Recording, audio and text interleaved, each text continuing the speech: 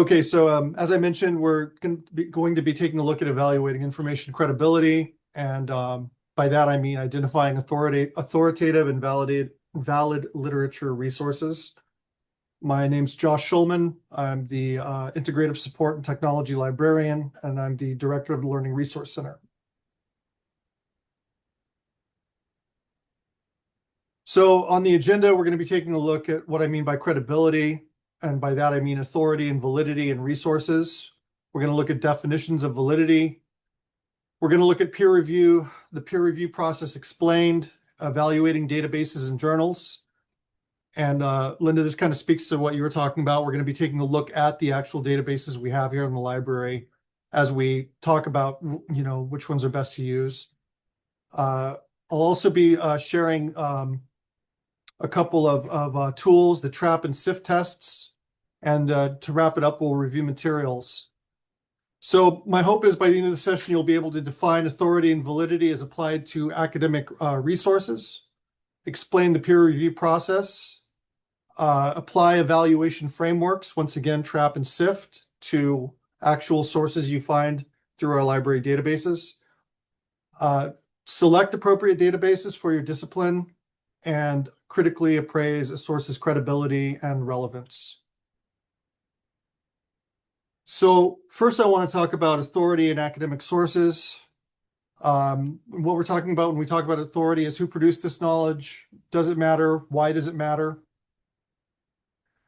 And I go back to American Library Association definitions of authority, if not definitions, frameworks rather, for authority. American Library Association and Association of College and Research Libraries have a framework for information literacy that includes a discussion on authority, and their suggestion is that authority is contextual and created. And by this, they recognize that the same source can be authoritative for one purpose and insufficient for another. So by that, we can take a look at some of the criteria for authority and then go back to how it's contextual. So some of the criteria for authority, according to the ALA and ACRL, is that it's credential-based. So it comes from formal qualifications, institutional affiliations, academic posts. Obviously, that it's evidence-based. We'll be talking about this quite a bit today. An author's track record of cited, replicated, and peer-reviewed work, excuse me. Community-based, so it doesn't just exist in and of itself. It's also recognized within a disciplinary community. And position-based, to take it one step further, it's recognized within sometimes an institution. So the question, and I pose it at the bottom, is when we're considering contextual authority, who's writing it, what institution supports the work, have the authors published in the field before? So I want to go through the ALA framework, just one slide here, kind of gives a little bit more definition. The ALA framework, for the framework once again defines authority not as a fixed property of a source, but as something constructed and contextual, and it shifts depending on the information need. So when it says constructed, it means that different communities establish authority in different ways. So a Wikipedia article may be authoritative for a quick fact check, but obviously it's not going to be sufficient if you're doing a systematic review, right? So for basic facts, Wikipedia is fine. The authority in Wikipedia for very basic facts is usually sufficient, but obviously context determines what counts. And contextual, the same source can be authoritative in one context and inappropriate in another. I think this is really important, the way information is manipulated. I want to say these days, I have a tendency to say these days, but let's face it, for as long as time, people have been misrepresenting facts. They can take a source, an authoritative source, and misuse it in another field. So as this slide indicates, a government report may be the gold standard for policy analysis, but insufficient as evidence of clinical effectiveness, right? And so you always want to ask for what purpose? For what purpose was this written? What is the authoritative context? And novices versus experts. So, novices read authority differently than experts. So new researchers will often over-rely on surface markers such as journal title, author affiliation, citation count. And obviously, when we're looking at abstracts, those are the things that pop out the most, right? Especially when we have something in mind that we're looking for, we're going to glom onto those things. Um, but when you really start researching, you have to interrogate the argument, look at the methodology, disciplinary conventions. So the framework that I'm discussing right now, the ALA framework, asks you to develop that lens, consider who's constructing it, consider its context, and not just the biggest fonts, so to speak, in the abstract, right? The ones that pop out immediately. And I think this slide is really helpful in discussing. Let me go back. Are there any questions so far? I'm sorry, I'm moving forward kind of quickly. I want to stop and pause and ask if there are any questions. And I also want to point out that on the bottom of a lot of these slides, I've included references as well. If you have any further questions that I can't answer, we also have references that I'll be including at the end of the presentation as well. But are there any questions at this time? Not for me, no. Okay, I'll move forward. And once again, this might be a review for both of you, but hopefully for some of the people who'll be watching this presentation, this hierarchy of evidence will be helpful. So we have at the top, when we're looking for literature, systematic reviews, and meta-analyses. Considered by most the highest authority as they synthesize many studies. I mean, I'm sure we've all looked at them here. Systematic reviews that synthesize 60, I've seen up to 200 studies on the really large ones that are authored by like 80 people or whatever. And right under that, we have the randomized controlled trials and the primary research. So obviously that's original research, just as is the case with systematic reviews and meta-analyses, also peer-reviewed. And below that, we have cohort and observational studies. So in those studies, smaller samples usually, those smaller samples also often represent methodological limits. Still oftentimes present very good evidence. Oftentimes at the end, they'll say there needs to be more review, right? There needs to be more, more studies done. Then we have expert opinion and editorials. They can be useful, but obviously they reflect individual viewpoints. And, anecdote and blogs, as far as I'm concerned, these could be equal, these last two. I took this hierarchy from another source, and I probably should have just, in my opinion, though, anecdote, even expert opinion. When you're talking about opinion, anecdote, blogs, editorials, it all kind of falls under the same umbrella. Gray literature is included in that also. Gray literature can be very useful, but it hasn't been vetted entirely. So I think gray literature can be great, but you have to be very critical when approaching gray literature because it hasn't gone through that safety net process of the peer review. So the higher the authority, the stronger the evidence base, and obviously part of that authority, establishing that authority with the top two is going through the peer review process. Actually, the top three, usually cohort and observational studies, are peer reviewed as well, whereas opinion pieces and anecdotes are not. So moving forward, we're going to discuss validity in the peer review process. I'm speaking a lot about peer review, but we want to clear up exactly what the process is that produces such reliable, valid, and authoritative results. So this process is determining whether a study's findings can be trusted.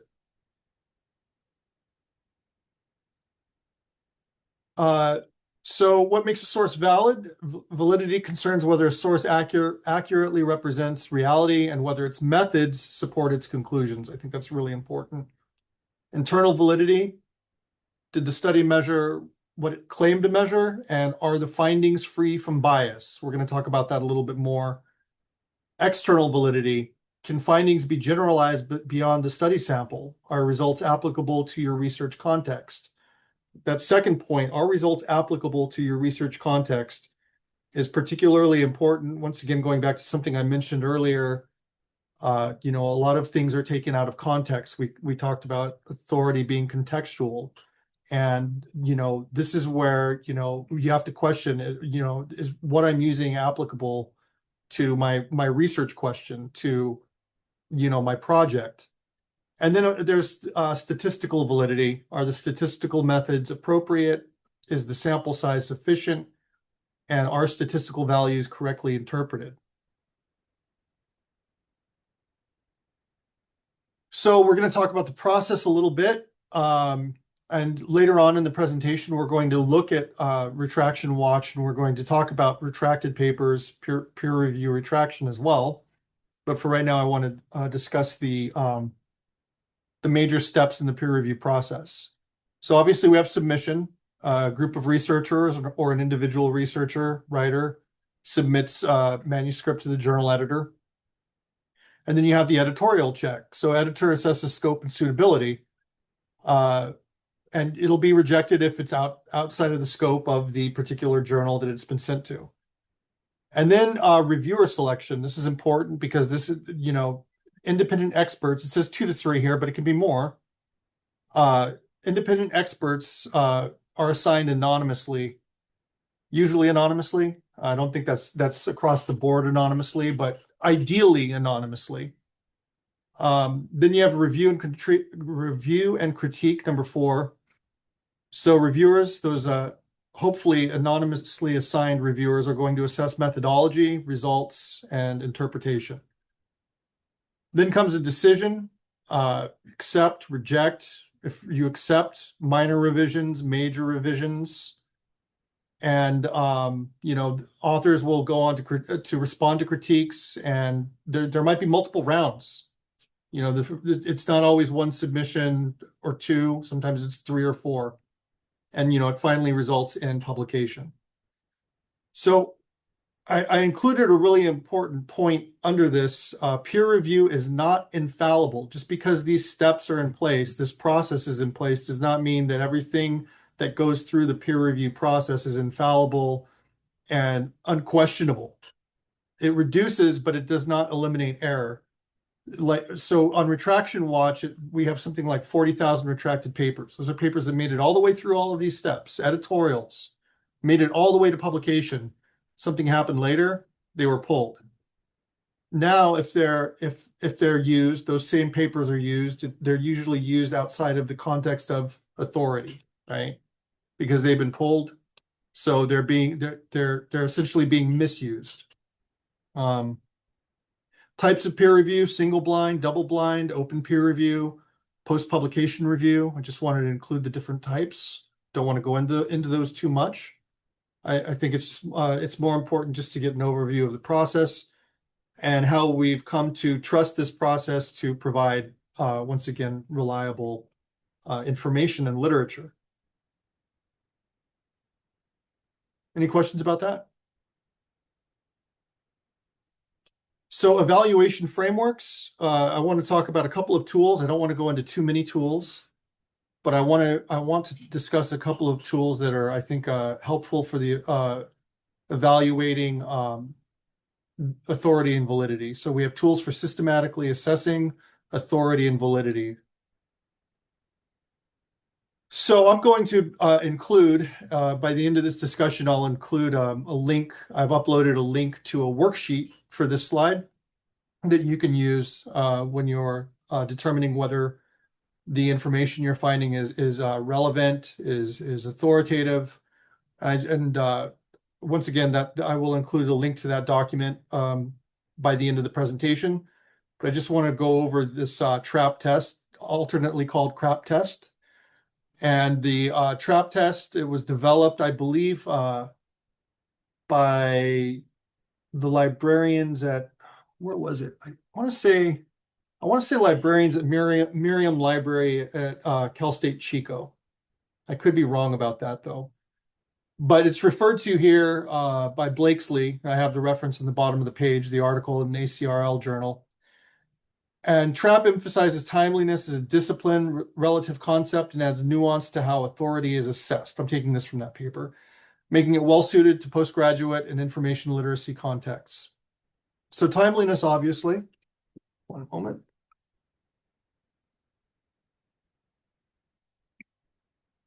When was the piece published? When was it last updated? Is recent information critical for your topic? This is really important because some papers, and I think I pointed out at the bottom, a philosophy paper from 2005 might be timely if we're talking about Plato from thousands of years ago. But if we're talking about a paper, about drug trials 20 years ago, could be ancient history. So once again, going back to authority being contextual, this T in the TRAAP test is a good indicator of that, right? Like the context matters in terms of determining whether the timeliness is appropriate. So has more recent research superseded what we're looking at? That's an important question to ask. We find a paper from 2010, 15 years ago, it might be highly relevant and appropriate if no recent research has superseded it.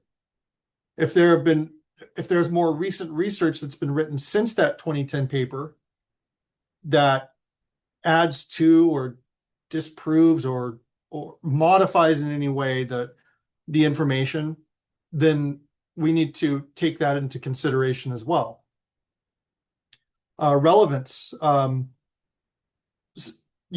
super important. Does it relate to your research question? Everything has to go back to that research question when you're working on a capstone or, you're doing research. You have to look at the paper and kind of distance yourself from it. I would say maybe, distance yourself from it and be objective and try to determine whether it's really relevant. That objectivity is important. We want to find things that support our premises or support our hypotheses, but we have to really question whether the literature that we're pulling is relevant, and is the level of detail appropriate, and is it cited by others on this same topic. Authority, we've been talking about that for a few minutes. Who's the author? What are their credentials? What institution published this? Is the publisher peer-reviewed and reputable? We'll discuss at a little bit more length in a few slides down. The question of reputable publishers. There are quite a few that are not reputable. It's a good time when you're going through this worksheet to stop and say at this point, okay, is the publisher reputable? Not just the author, but the publisher. Accuracy, is the methodology transparent? Are claims supported by evidence, citations? Can findings be independently verified? And finally, purpose. What was this source? Why was it created? What is this source? Why was it created?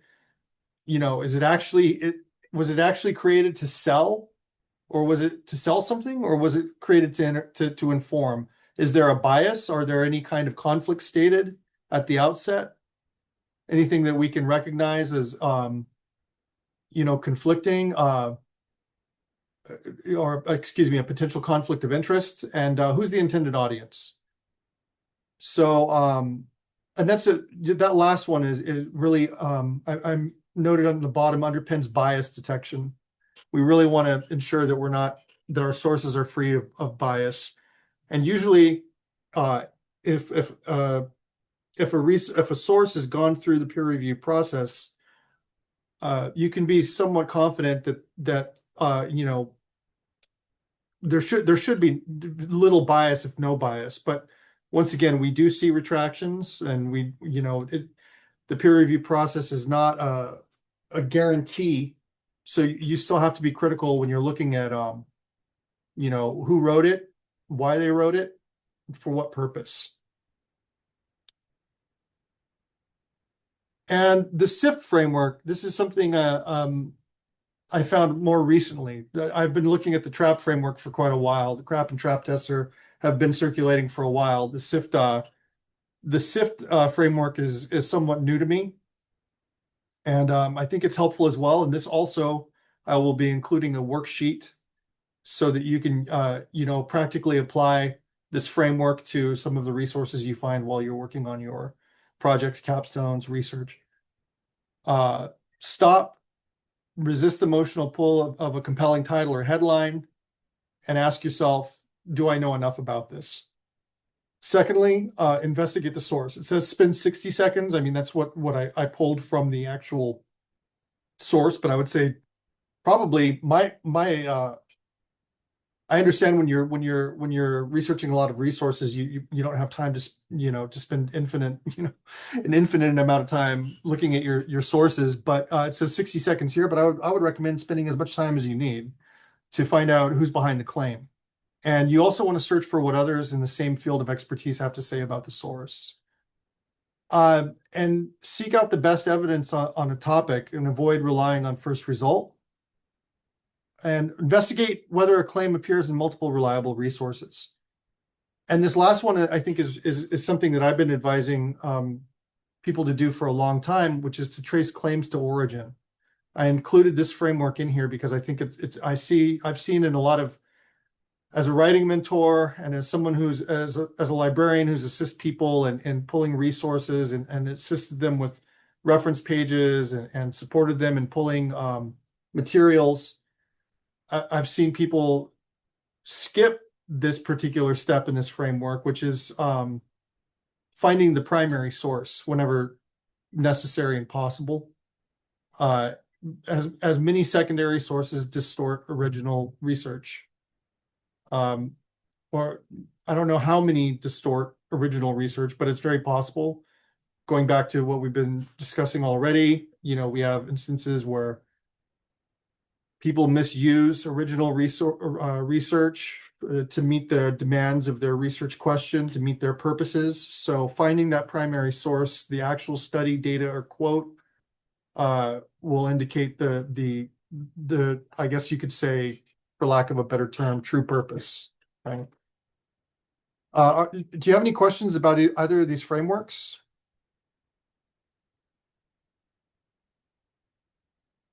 Okay, I'll move forward. No.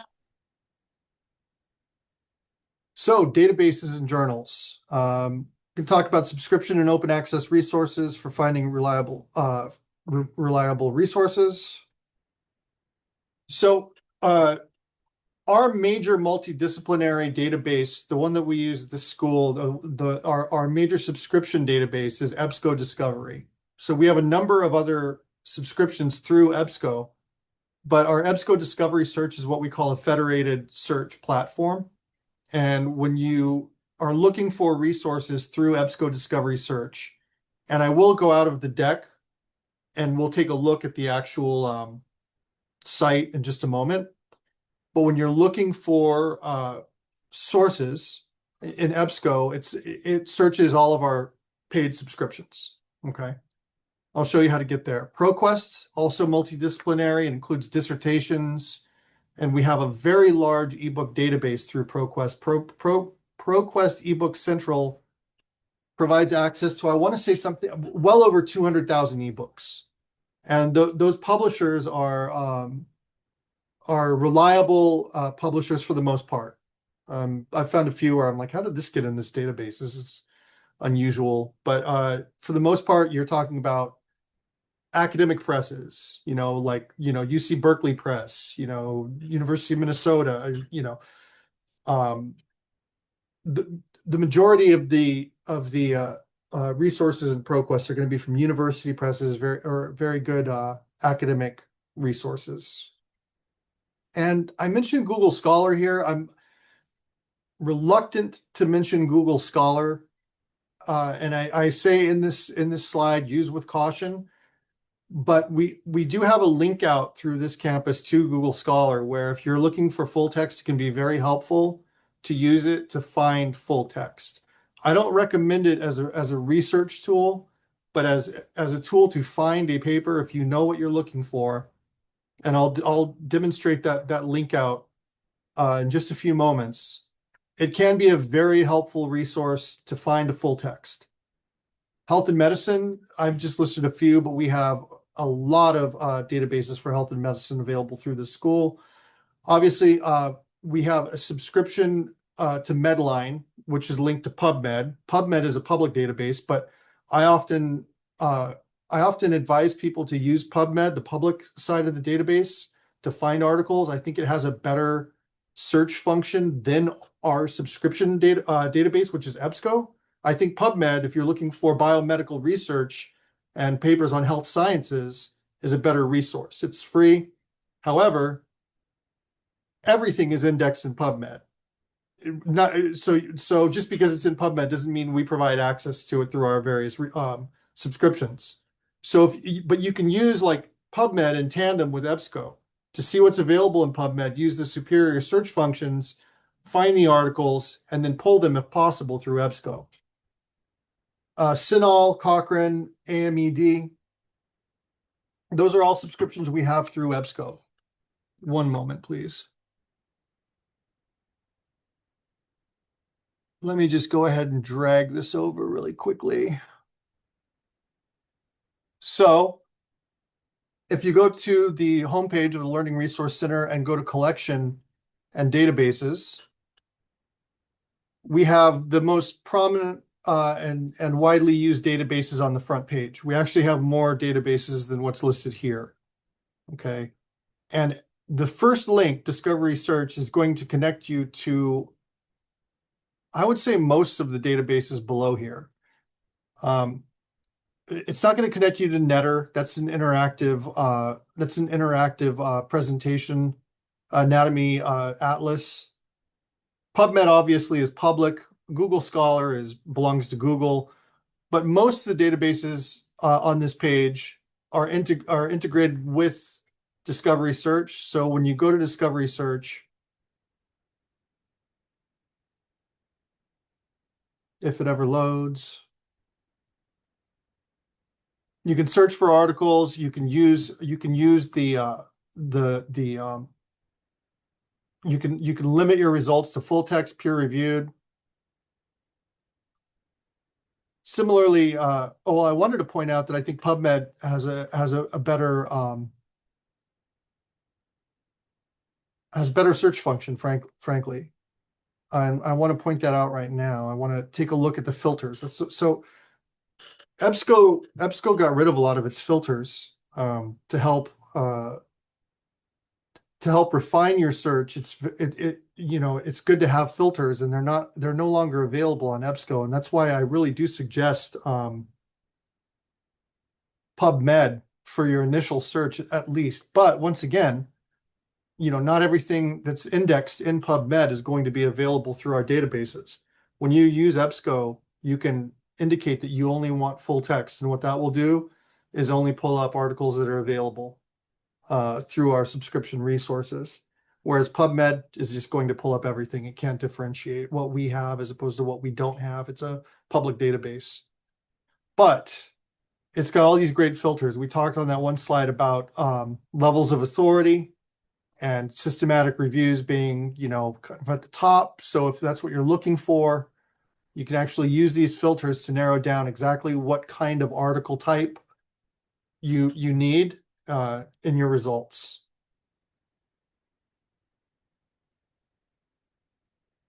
Any questions about that?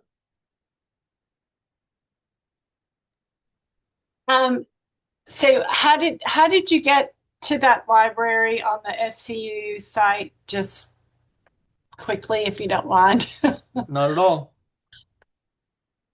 So I'm going to go ahead and share the. So I recommend going to MySCU first, because that ensures that you're going to be able to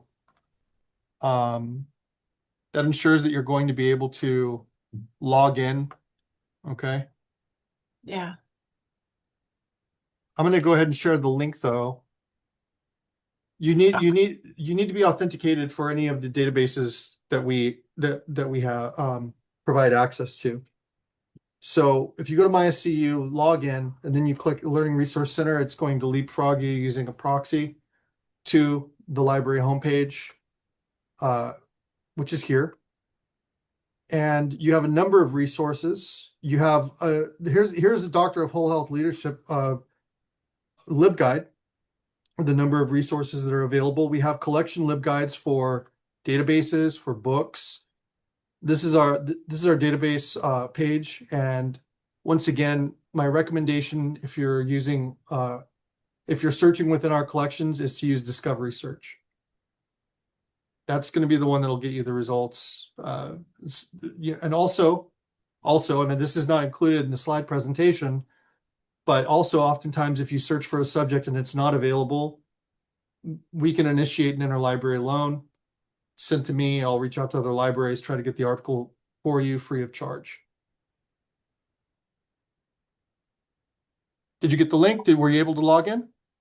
I got the link, and let me see if I can. Yeah, go straight to it. There you go. Okay, good. Yeah, yeah. And I see where it's got the different programs and how to get there. Yeah. So the way that you know that it has been peer reviewed and meets all these criteria is you do that search. There's no other way to know if you're not getting it from a library where you've done a search, if that article is something that has been peer reviewed, if you're just doing like a search through the web. Search through the web is not going to guarantee that it was peer reviewed, and not even through Google Scholar, even though Google Scholar indicates that, it's only peer reviewed. A lot slips through the cracks. It's working on algorithms. So looking at Mhm. the screen right now, this is EBSCO. What you would want to do is type in your research, topic in the bar, and you can start using filters. This full text filter will narrow your results down to things that we subscribe to. I want to say only, but it's technology, it's imperfect. Sometimes other things slip through the cracks, right? But if you use this peer reviewed filter, usually that's a very effective way to narrow down to peer reviewed literature. Similarly, on PubMed, if you were to use, well, I mean, PubMed is a lot more, I think, careful about what they include in their indexing. So you can even everything in here, not everything. Once again, I don't want to use out just speak in absolutes, but most things are going to be peer reviewed, and you can actually go even more granular and talk about the kind of literature that you're looking for. So if you're looking for only like systematic review on a subject, you can click systematic review. If you only want original research, you can go like clinical trial, randomized control trial, and it's going to narrow down the results to just those things. So what I would suggest is, like, let's say I just typed in rheumatoid arthritis because I had a question about that earlier from someone. So here you can see, okay, here's the article. The question is, do we have it? And I know I'm moving through this very quickly right now because I have a little bit more left in the presentation, but I mentioned this earlier. You're welcome to meet with me and we can go over this information as well and what I'm doing. Mhm. So let's say you're using PubMed and you like this article and you want to see if we have it. And actually search for it by copying and pasting it.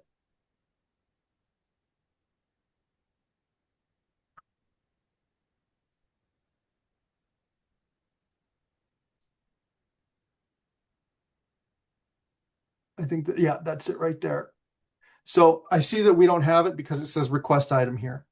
Okay, so this is an example of an article. We found an article that might be useful to our project, our capstone, our research in PubMed. We came over to our site. You can see on the top left, it says SCU because that's our subscription site, right?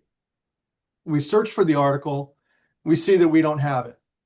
But if you want the article, you request the item, you're going to a form is going to pop up that's pre-populated with all the information I need to request that article from another library, an interlibrary loan. And you need to fill in your name and your SCUHS email address. And it says phone number here, but I can't get rid of that field. I've requested it from the vendor 1,000 times. Well, not 1,000 times, but I always ask the vendor to get rid of the field, and they say they will, and they never do. Give it 000. I don't care. The most important thing is name and SCUHS email address, because I need to know if I'm initiating an interlibrary loan that the person I'm delivering it to is affiliated with the university. Yeah. So that's that's one way that we can use multiple databases to search for peer-reviewed literature, that supports authority, validity, all that good stuff. Okay. Thanks. You're welcome. Um,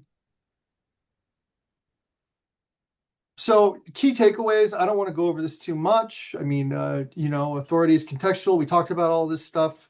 Search strategically. I was trying to give an example of that just right now by using multiple databases.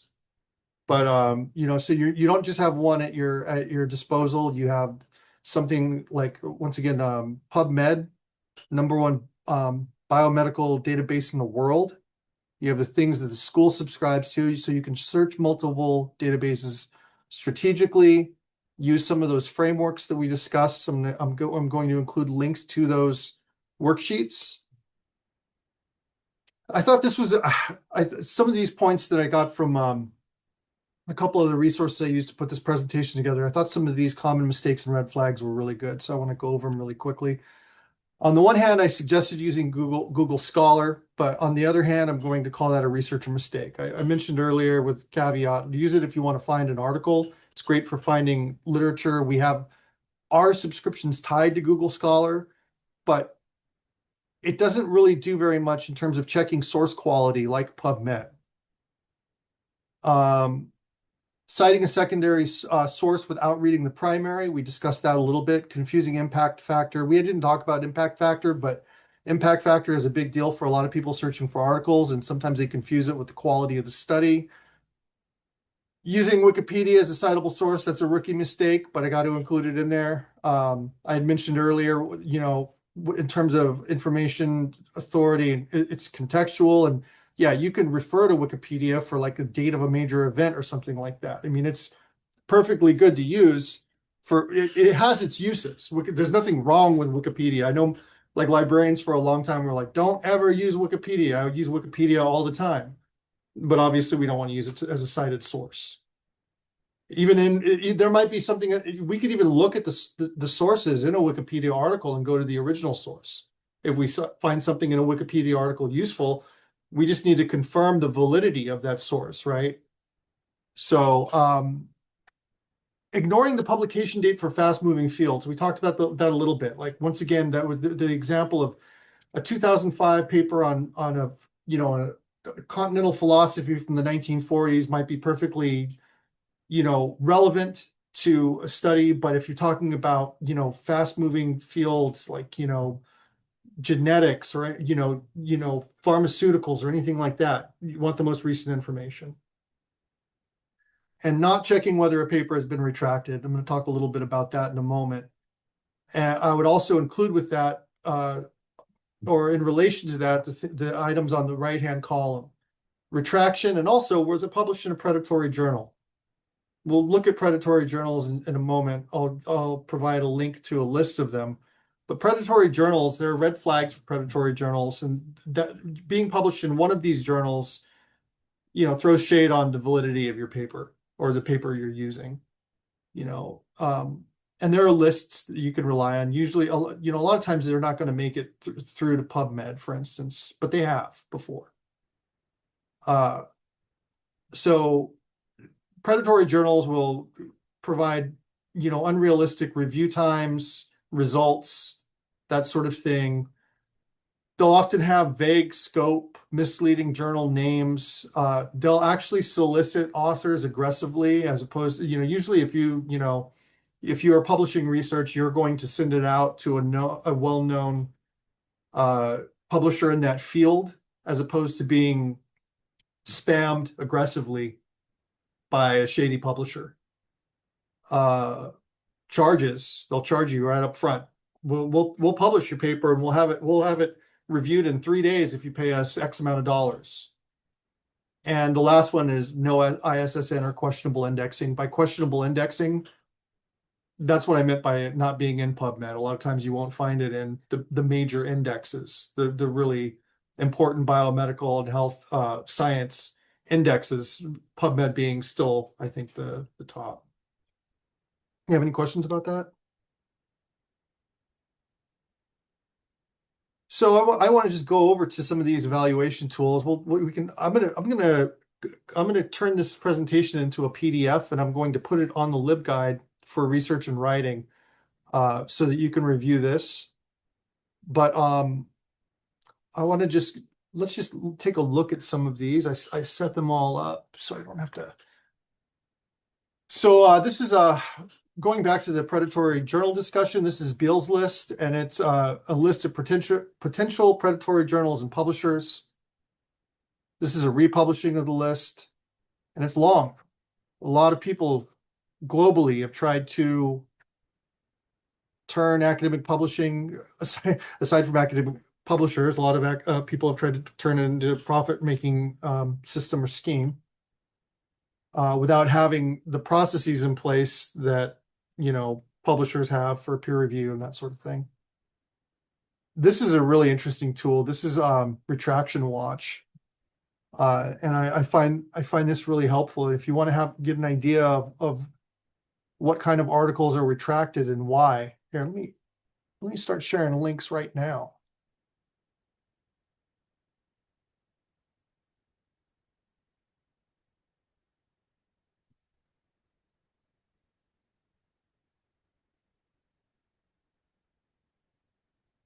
Um,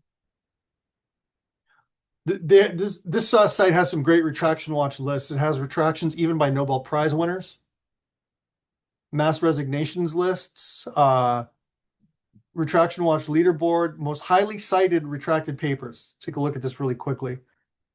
It was a 2002 article in Nature, huge publisher, very reliable by all accounts. Something was retracted. Looks like 22 years later, it was cited 4,491 times before retraction, and it's still cited after retraction 29 times. I don't know the circumstances, but this site will actually provide you details about the circumstances. So I wanted to share that. I also want to share a link to our research and writing guide. This is a bit of a work in progress for me. I'm constantly adding to it, taking things away. But we have a number of resources here, including citation and reference resources for APA, AMA. I've recently included AI research tools that I think would be helpful, reference management software. And I just uploaded today, prior to this presentation, the TRAAP and SIFT worksheets that I mentioned earlier. I'm going to go ahead and share the URLs for those so that you can refer to those. You can download copies and refer to them.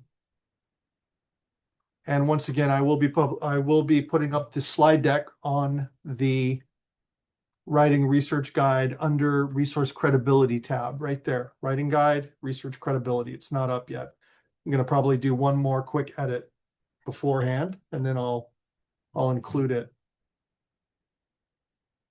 So to wrap up, key readings, that'll be included. I've already gone through the evaluation tools.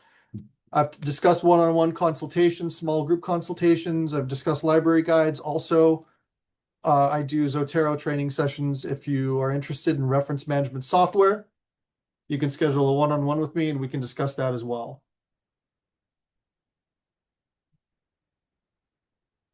I'm going to just skip right through this one and then references. These references, I'm probably going to remove a few slides, including this hands-on activity, because we never really got around to it. We're getting too short on time for that. We're a small group, but I will include the reference page so you can refer to anything that we discussed. You can look at the source. So that wraps it up on my end. Are there any closing questions, any comments, suggestions, requests?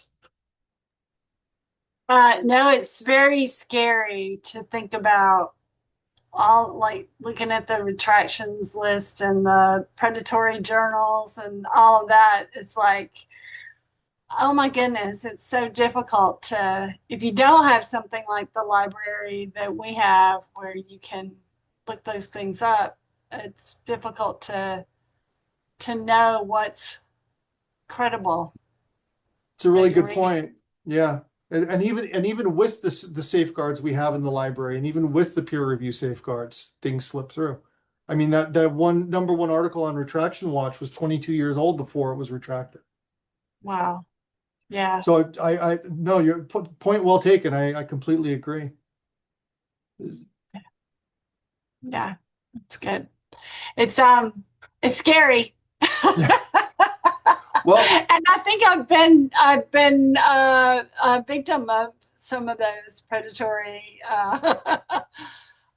folks and all. So it's good to this is good information for us, especially as we're getting our capstones out there and make let, sure we've got good credible information. Thank you.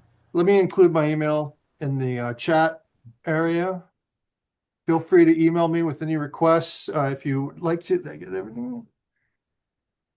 Thank you, Dr. Ruda. I see your text or your message rather in chat. Thank you. And yes, I will be publishing the deck on the writing research page. Thank you so much for joining me today. And I went ahead and included my contact info. It's also on the deck. Feel free to reach out to me anytime.